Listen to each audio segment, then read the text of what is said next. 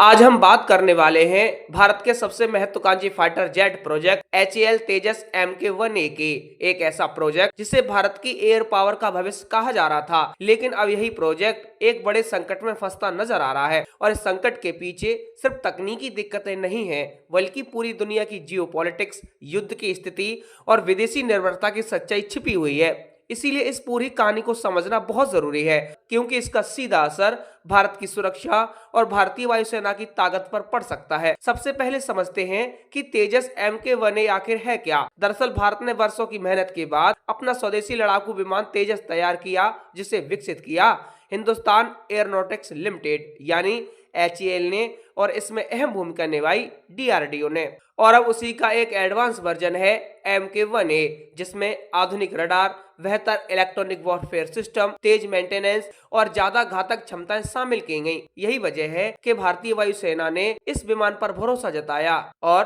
83 तेजस MK1A का order दिया, क्योंकि भारतीय वायुसेना को तेजी से अपने पुराने विमानों को हटाकर नए आधुनिक फाइटर जेट्स की जरूरत है। लेकिन अब यहीं से कहानी में बड़ा मोड़ आता है, क्योंकि जिस प्रोजेक्ट को भारत की ताकत बनना था, वही अब देरी और समस्याओं का शिकार हो गया है।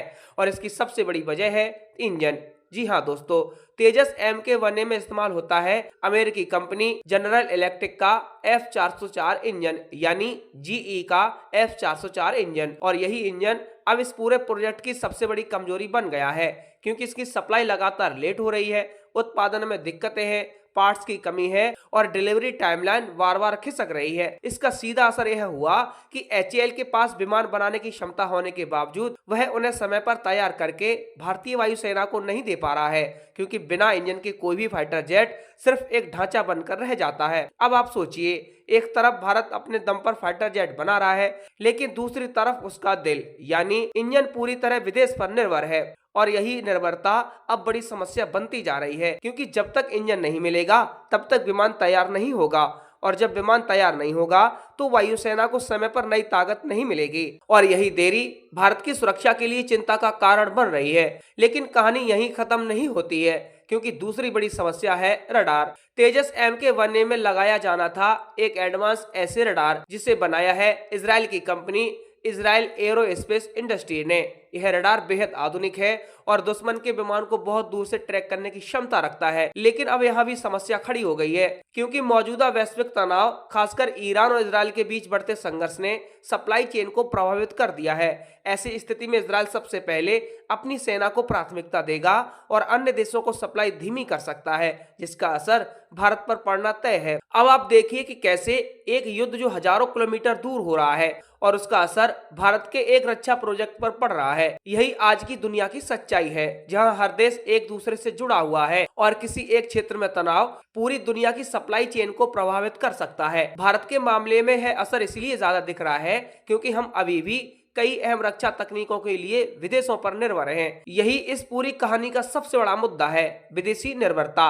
क्योंकि तेजस MK1A में इंजन अमेरिका से आता है, रडार इजराइल से आता है और कई अन्य सिस्टम भी विदेशी हैं। और जब इन देशों में कोई संकट आता है तो इसका सीधा असर भारत के प्रोजेक्ट पर पड़ता है, यानी हमारी रक्षा क्षमता कहीं ना कहीं दूसरे देशों की परिस्थितियों पर निर्भर हो जाती है। और यही सबसे बड़ा रणनीतिक जोखिम भी है। हालांकि इस कहानी में एक सकारात्मक पहलू भी है, और वह यह है कि भारत के पास अपने विकल्प मौजूद हैं। भारत ने खुद भी कई आधुनिक सिस्टम विकसित किए हैं, जैसे कि उत्तम ऐसे रडार, जिसे DRDO ने बनाया, और यह एक अत्याधुनिक रडार है। इसके अलावा भारत ने अपने इलेक्ट्रॉनिक वॉरफेयर सिस्टम भी विकसित किए हैं, जो दुश्मन के रडार और संचार प्रणाली को बाधित कर सकते हैं।